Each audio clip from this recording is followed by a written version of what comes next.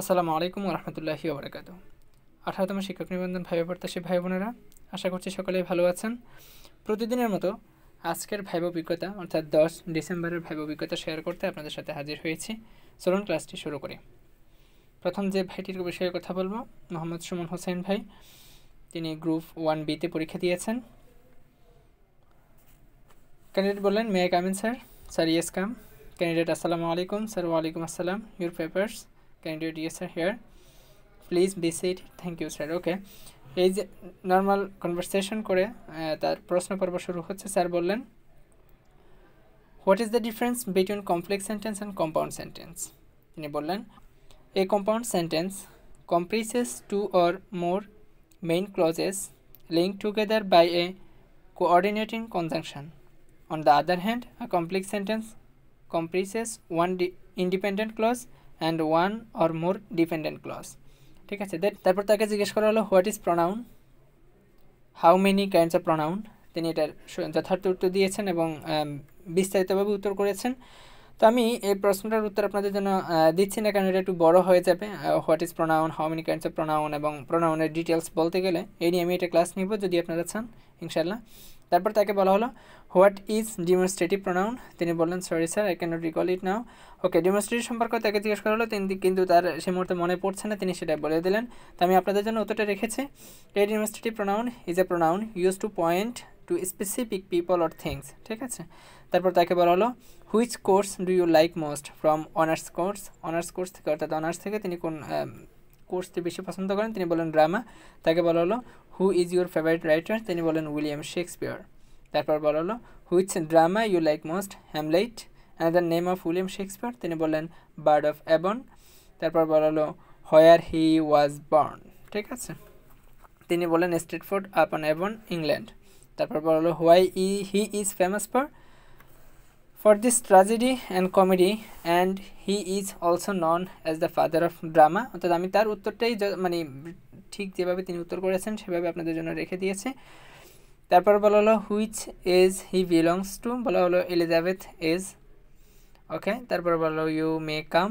তিনি thank you বলে এবং সালাম দিয়ে বের হলেন। তো এই হচ্ছে আমাদের মাহমুদ ভাইয়ের ভাইবা, সুমন হোসেন ভাইয়ের ভাইবা। আলহামদুলিল্লাহ ভালো করেছেন, আপনার জন্য শুভকামনা থাকলো। এরপর গ্রুপ 7B এর একজন ভাই যিনি বোর্ড 2-তে পরীক্ষা দিয়েছেন তার ভাইবা দেখব। তাকে ট্রান্সলেশন থেকে অনেকগুলো প্রশ্ন করেছেন। প্রথম ট্রান্সলেশন ধরেছেন, নদীতে অনেক নৌকা আছে। তিনি বললেন, there are many boats on the river. কিছু নৌকার পাল তোলা, সাম বোটস আর সেইলিং। আমাদের গ্রামের পাশ দিয়ে মধুমতি নদী বয়ে যাচ্ছে। তিনি বললেন, the Madhumati river flows fast our village. তারপরে তাকে বলা হলো, আমি ছোটোবেলায় নদীতে গোসল করতাম। তিনি বলেন, I use to bath in the river when I was child. দেখেন, একটা কথা আছে যে যেটা স্বাভাবিকভাবে বয়ে যায় বা স্বাভাবিক প্রশ্নের ক্ষেত্রে আমরা ইউজ টু ব্যবহার করব। ঠিক আছে, তারপর বলা হলো, how many kinds of parts of speech? তিনি বলেন, হোয়াট আর দে? ওকে, তাকে পার্টস অফ স্পিচ কত প্রকার এবং সেগুলো কী কী জানতে চাওয়া হলো। তো আমরা এগুলো নর্মাল আনসার, এর জন্য আমি আর আজকে রাখিনি। বলা হলো, ডিফাইন অ্যাডভার্ব, অর্থাৎ অ্যাডভার্বের সংজ্ঞা জানতে চাওয়া হলো। তিনি বলেন, an adverb is a word that modifies or describes a verb, an adjective, another adverb or even a full sentence. Okay, তিনি অ্যাডভার্বের সংজ্ঞাটা যথার্থ দিয়েছেন। তারপরে বলা হলো, how adverb modifies its self, give an example. তিনি বললেন, he revealed the secret too early. তাহলে এই যে আর্লিটা একটা অ্যাডভার্ব আর টু হচ্ছে আর্লিটাকে মডিফাই করছে, দ্যাট মিনস আর্লি অ্যাডভার্বটাকে মডিফাই করছে টু দ্বারা। ওকে, ইউ মে গো। তিনি সালাম দিলেন এবং ধন্যবাদ দিয়ে রুম ত্যাগ করলেন। তো এই ছিল ভাইয়ের ভাইবা। তারপর আমরা নাজমুল হক ভাইয়ের ভাইবা দেখব, যিনি 01A-তে পরীক্ষা দিয়েছেন। আসসালামু আলাইকুম, মে কামিন স্যার? ওকে, আমি এটা বাদ দিচ্ছি, অর্থাৎ তার নর্মাল কনভারসেশনটা বাদ দিয়েছি। তাকে প্রথম প্রশ্ন করা হলো, how will you control your students? তিনি উত্তর করলেন, what is the verb form of glory?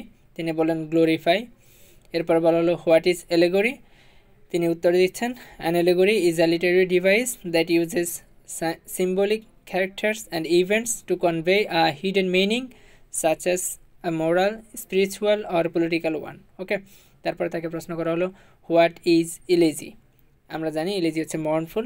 তিনি বলেন, and elegy is a work of literature or music that expresses grief and laments a loss. Okay, অথবা মর্নফুল বললে চলে। What is ode, তিনি বললেন an ode is a form of lyric poetry in which expresses emotion and it's usually address to someone or something. Okay, তারপর তাকে প্রশ্ন করা হলো what is the difference between elegy and ode, elegy এবং ওডের মধ্যে পার্থক্য জানতে চাওয়া হলো। The main difference between an ode and an elegy is the tone and the subject matter. Okay okay, you may go candidate, thank you বলে বের হচ্ছেন। তো আমি আজকে আপনাদের প্রত্যেকটা কোশ্চেন নিয়ে অ্যানালাইসিস করতেছি না, মানে জাস্ট উত্তর এবং প্রশ্নটা বলে যাচ্ছি, কারণ আমি আজকে অনেকগুলো ভাইবা দেখবো, তো এক্ষেত্রে দেখা যাচ্ছে ভিডিওটা অনেক বেশি লং হয়ে যাবে। আপনারা চেষ্টা করবেন শেষ পর্যন্ত দেখার, কারণ প্রশ্ন এবং প্রশ্নের উত্তরটা দেখে নিলেও আপনার উপকার হবে আশা করছি, এই জন্য আমি বেশি কোশ্চেন রাখার চেষ্টা করেছি। তারপরে গ্রুপ 2-এতে বোর্ড 7-এর একটা ভাইবা দেখবো আমরা, চলুন। স্যার বললেন আমি তাকে চিনি, এটার ফেসিভ করেন। ক্যান্ডিডেট বললেন he is non to me, কারণ আমি তাকে চিনি এটা ইংরেজি কিন্তু আই নো হিম। ওকে, তো he is known to me. Okay, none to me, দুঃখিত, এখানে নন টু কেন হয়েছে, ননের পরে আমরা গতকালকেও এরকম একটা ফেসিভ করেছিলাম, ননের পরে সাধারণত বাই বসে না, টু বসে। তারপর বলা হলো মডেল অক্সিলারি ভার্বের ব্যবহার করে মাইটি অ্যান্ড এবিলিটি বোঝায় এমন দুইটা সেন্টেন্স বলেন। ওকে, তিনি বললেন হি মে পাস ইন দ্য এক্সাম, এটা হচ্ছে মাইটি, অ্যান্ড আই ক্যান সিং, এটা হচ্ছে অ্যাবিলিটি, ঠিক আছে, দক্ষতা। তারপর বলা হলো আই ক্যান সিং, এর ফেসিভ করেন, তিনি বলেন a song can be sung by me. তারপর হলো মাস্টার্স কমপ্লিট করেছেন, তিনি বলেন ইয়েস স্যার। তারপর আবার নেম দ্য কোর্সেস, অর্থাৎ মাস্টার্সের কোর্সের নামগুলো জানতে চাওয়া হলো, তিনি উত্তর করলেন। এরপর বলা হলো which course is your favourite, তিনি বলেন William Shakespeare. Name some of his writing, তিনি বললেন হ্যামলেট, কিং লিয়ার, রোমিও অ্যান্ড জুলিয়েট, অথেলো। তারপর থেমে দিচ্ছেন, অর্থাৎ অনেকগুলো তিনি বলতে চাচ্ছেন। তারপরে বলা হলো কিং লিয়ারের মেয়ের নাম কি মনে আছে থাকলে বলেন, অর্থাৎ কিং লিয়ারের মেয়েদের নাম মনে আছে কিনা, তিনি কর্ডেলিয়া বললেন। কর্ডেলিয়া বলার পরে there was two plot in this play, can you explain them. Okay, আচ্ছা, স্যার বললেন যে এখানে দুইটা প্লট আছে, আপনি কি এক্সপ্লেন করতে পারেন না? দেখেন, তিনি সরি স্যার বললেন, যদিও আমি আপনাদের জন্য রেখে দিয়েছি, এখানে দুইটা প্লট আছে, একটা হচ্ছে মেন প্লট, একটা হচ্ছে সাব প্লট। তো মেন প্লটটা হচ্ছে focuses on king layer, his rash behaviour and the tragic consequence of his action, এটা হচ্ছে আমাদের মেন প্লট। এবং একটা সাব প্লট আছে, সাব প্লটটা হচ্ছে focuses on Gloucester and his sons and draws parallels between their lives and Lear's also, ঠিক আছে। তো এই হচ্ছে মেইন প্লট এবং সাব প্লটের মানে পার্থক্য বা এক্সপ্লেনার যেটাই বলি না কেন। এরপর স্যার বলেন কিং লেয়ার তার কোন মেয়ের উপর মনক্ষুণ্ণ ছিলেন, যেহেতু তিনি কর্ডেলিয়া সম্পর্কে বললেন, নামটি বললেন, এই জন্য তাকে হয়তো এই প্রশ্নটা করা হয়েছে। তিনি বললেন তার ছোটো মেয়ে কর্ডেলিয়ার উপরে। ওকে, বলা হলো হোয়াই, কেন তিনি মনক্ষুণ্ণ ছিলেন, তিনি বলেন because she didn't sugar coated her words towards her father, that is why the king thought Cordelia don't love him comparing his two daughters. Okay, আমি হুবহু তার উত্তরটা আপনাদের জন্য রেখে দিয়েছি। মূলত তার মানে আপনার কিং চিন্তা করলেন যে অন্য দুই মেয়ের সে ছোটো মেয়ে তাকে কম ভালোবাসে, যার জন্য তিনি তারপর মনক্ষুণ্ণ ছিলেন। যাই হোক, এটা কোনোভাবে এক্সপ্লেন করে দিতে পারলেই হলো। ওকে, ইউ মে গো, তিনি বের হলেন, থ্যাংক ইউ এবং সালাম দিয়ে। তো এই হচ্ছে ভাইয়ের ভাইবা, অর্থাৎ 2A-তে যে ভাইবা দিয়েছেন। ওকে, তারপর আমরা 7A-এর একটা ভাইবা দেখব। 7A-তে যে ভাইবা দিয়েছেন তারকে প্রথমেই ট্রান্সলেশন ধরা হয়েছে এবং তাকে অনেকগুলো ট্রান্সলেশন ধরা হয়েছে। তিনি বললেন আমার বাবা একজন শিক্ষক, translate into English, my father is a teacher. এরপরে আমার মা এখন গৃহিণী, my mother is a house wife. আমার বাড়ি সুবর্ণপুর গ্রামে, my home is in Subarnapur village. তারপরে বলা হলো এই গ্রামটি মেঘনা নদীর তীরে অবস্থিত। তিনি বললেন the village is situated on the bank of the মেঘনা রিভার। এরপরে তাকে গ্রামারে প্রশ্ন করা হচ্ছে গঠনগতভাবে এটি কোন ধরনের বাক্য। That means the village is situated on the bank of the মেঘনা রিভার, এটা কী ধরনের বাক্য এবং গঠন প্রণালী অনুসারে তিনি বললেন সিম্পল সেন্টেন্স। এরপরে বললো আমরা এক ভাই এক বোন, এটার অনুবাদ কী হবে, তিনি বললেন উই আর টু সিবলিংস। ঠিক আছে, ওকে, ইউ আর গুড, কাম নাও। এই হচ্ছে তার প্রশ্ন এবং তিনি সালাম দিয়ে এবং সুন্দরভাবে বিদায় নিলেন। এরপর আমরা যে ভাইটির ভাইবা দেখব, গ্রুপ 6B এর একটা ভাইবা দেখব, যেখানে ক্যান্ডিডেট বলেন may I come in sir. Okay, এটা নর্মাল কনভারসেশন, বাদ দিচ্ছি আমি প্রতিবারের মতো। স্যার তাকে প্রথমবার প্রশ্ন করলেন you tell me your honours course. তিনি candidate I try to answer but can not answer বলে। ওকে, অর্থাৎ অনার্সের কোর্সগুলোর নাম দেওয়ার চেষ্টা করেছে, কিন্তু ভালোভাবে সবগুলোর উত্তর করতে পারেন। আমি কিন্তু সবসময় বলি, আপনাকে মাঝে মাঝেই বলেছি আর কি, যে অনার্স এবং মাস্টার্সের কোর্সগুলোর নাম কয়েকটা নাম অন্তত মাথায় রাখা উচিত আমাদের, 8-10টা করে হলেও। যদিও মাস্টার্সে 4-5টা রাখলেই চলবে। এরপর তাকে প্রশ্ন করা হলো মেয়েটি দেখতে তার মায়ের মতো। দেখেন এটা কিন্তু আমি অনুবাদে রেখেছিলাম, আপনাদের যে অনুবাদের ক্লাসটি রেখেছি, ভাইটি যদি আমার অনুবাদ রেখে থাকেন তাহলে আশা করছি তিনি উপকৃত হয়েছেন। The girl takes after her mother, তারপর বলা হচ্ছে তিনি হাসতে হাসতে আমার কাছে এলো, এটা translate, he came to me লাফিং। Okay, are you experience teaching or do any work, তিনি উত্তর করলেন, আমি জানি না আসলে তিনি কি উত্তর করেছেন। আপনি যদি উত্তর করেন যে হ্যাঁ আমি এক্সপিরিয়েন্স অথবা এক্সপিরিয়েন্স না, এক্সপিরিয়েন্স হলে আপনি কেন অন্য কোনো চাকরিতে করে থাকলে কেন আপনি শিফট করতে চাচ্ছেন তারও এটা যথার্থ উত্তর আপনার কাছে জানা থাকা উচিত। তারপর তিনি বললেন, স্যার বলেন ওকে ইউ মে কাম অথবা ডান, যেটি বলুন।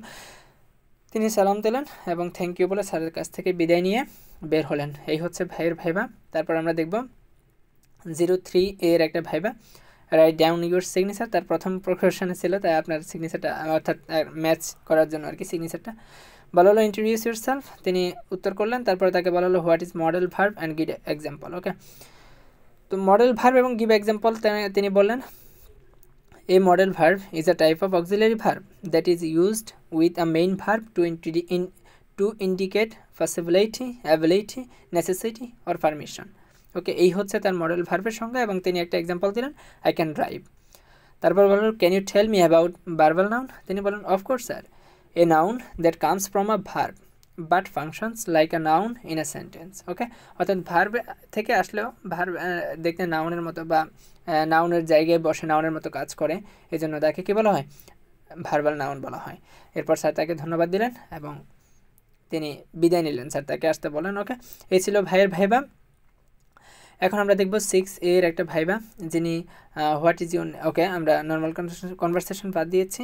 আমাদের প্রথম প্রশ্ন, what is the difference between complex sentence and compound sentence, এটার উত্তর অলরেডি বলে দিয়েছি এবং একটু আলোচনা করেছি, এই জন্য আমি এখানে আর বিস্তারিত বলছি না। তারপর বলো গিভ মি 2 এক্সাম্পল, অর্থাৎ আচ্ছা কমপ্লেক্স সেন্টেন্স এবং কম্পাউন্ড সেন্টেন্স থেকে 2টা এক্সাম্পল দিতে বলো, 2টা থেকে 2টা এক্সাম্পল তিনি বলেন if you read more you will know more.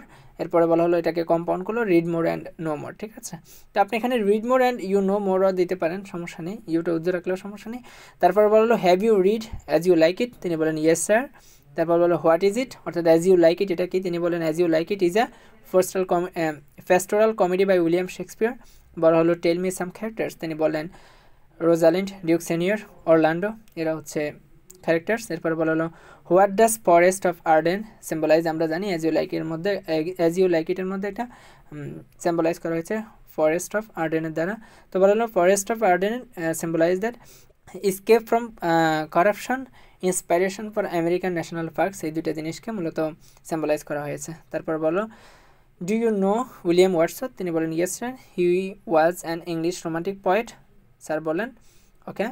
How will you prove him a nature poet, তিনি বললেন অর্থাৎ উইলিয়াম ওয়ার্ডসওয়ার্থ কীভাবে নেচার পয়েট, তিনি বলেন he considered nature as a living personality having divine power. তারপর বলা হচ্ছে Wordsworth believed that nature was a teacher, mother, guardian and nurse also. ঠিক আছে, তো এইভাবে আমরা বলতে পারি যে থেকে আসলে নেচার অফ পোয়েট্রিও বলা হয়। ওকে, তারপর বলা হলো difference between made of and made by. দেখেন এই ডিফারেন্সগুলো কিন্তু অনেক গুরুত্বপূর্ণ, অনেক ক্ষেত্রে আমাদেরকে ডিফারেন্সের প্রশ্নগুলো ডিফারেন্স বা বিটুইনের প্রশ্নগুলো বেশি করা হচ্ছে। তো আমরা মেড অফ এবং মেড বাই এই দুটোর মধ্যে পার্থক্য কি সেটা দেখি। Made of is used to describe the basic material of quality of something, okay, while made by is used to describe who created something. Okay, তো এই ছিল আমাদের আজকের ক্লাস।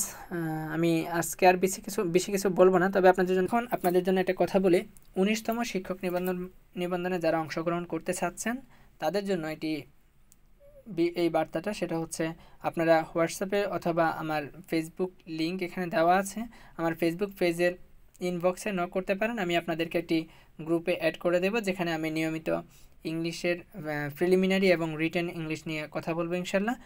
তো সকলের জন্য শুভকামনা রইল। আল্লাহ হাফেজ, আসসালামু আলাইকুম ওয়া রাহমাতুল্লাহি ওয়া বারাকাতুহু।